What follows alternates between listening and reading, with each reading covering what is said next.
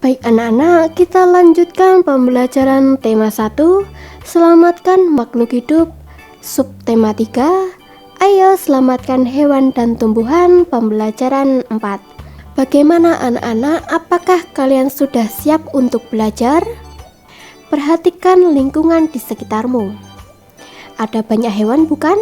Tahukah kamu bahwa menyayangi hewan adalah wujud dari rasa syukur kita kepada Tuhan Yang Maha Esa?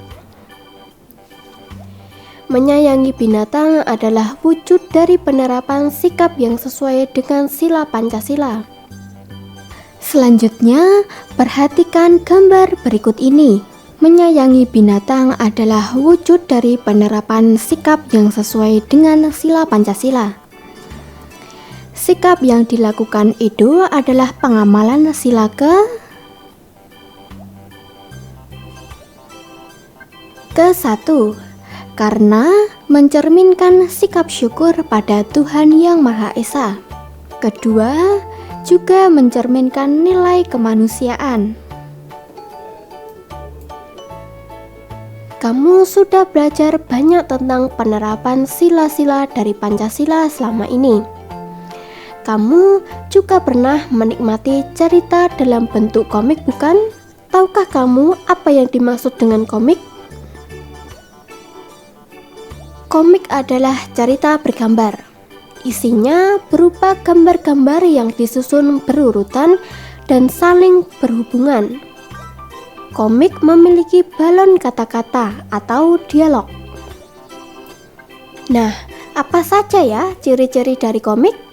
Yang pertama, berfungsi untuk menyampaikan cerita yang mengandung pesan dan informasi dengan menggunakan teks atau gambar. 2. Gambar dan teksnya proporsional, sehingga membuat pembaca komik seakan-akan terlibat dan berperan langsung dalam cerita. 3. Menggunakan bahasa percakapan sehari-hari yang mudah dipahami. 4. Umumnya isi komik bertema kepahlawanan yang membuat pembaca mempunyai rasa atau sikap kepahlawanan. 5. Penggambaran watak dalam komik dibuat secara sederhana agar pembaca mudah dipahami isi cerita dan menangkap pesan yang akan disampaikan dalam cerita. 6. Terdapat humor yang disajikan secara lugas, sehingga akan mudah dipahami pembaca dan umumnya humor yang disajikan sering terjadi dan ada di masyarakat. 7. Teks atau kata-kata biasanya disajikan dalam gelembung-gelembung yang diserasikan dengan gambar. Nah, bagaimana ya cara membuat komik? Cara membuat komik yang pertama, menyiapkan alat-alat yang dibutuhkan, yaitu pensil, penghapus, kertas, spidol hitam, krayon, dan penggaris. Kedua, ketika telah menentukan tema, tuliskan terlebih cerita yang akan dibuat di selembar kertas. 3. Gambarlah cerita dengan pensil terlebih dahulu ya. 4.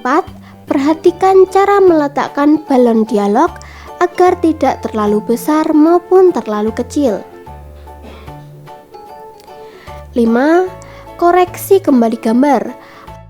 Apakah telah sesuai dengan alur cerita yang telah dibuat sebelumnya? 6. Bila telah benar, tebalkan kotak, panel, dan gambar dengan spidol. Setelah itu, warnai cerita yang digambar dengan krayon. Nah, selanjutnya kita akan belajar tentang ciri-ciri dan kegunaan bunga melati. Bunga melati lambang kesucian dan sederhana, apalagi dengan warna putih dan bau harumnya. Karenanya bunga melati sering dikaitkan dengan berbagai tradisi di berbagai daerah di Indonesia. Bahkan salah satu spesiesnya yakni melati putih ditetapkan sebagai puspa bangsa. Satu dari 3 bunga nasional Indonesia. Ciri-ciri dan jenis melati. Melati merupakan tanaman perdu, berbatang tegak merayap, dan hidup menahun. Daunnya hijau berbentuk membulat, bunganya berukuran kecil, umumnya berwarna putih, berbau harum dengan mahkota bunga selapis dan menumpuk. Tanaman dengan aroma wangi dan menjadi lambang kesucian ini berasal dari Asia Selatan dan tersebar hampir di seluruh dunia termasuk di Indonesia. Manfaat melati. Bunga melati mempunyai berbagai manfaat mulai sebagai bunga tabur, bahan pembuatan minyak wangi, kosmetik, farmasi, karangan bunga, campuran teh hingga menjadi tanaman obat. Melati adalah bunga nasional bangsa Indonesia. Ayo jaga kelestariannya.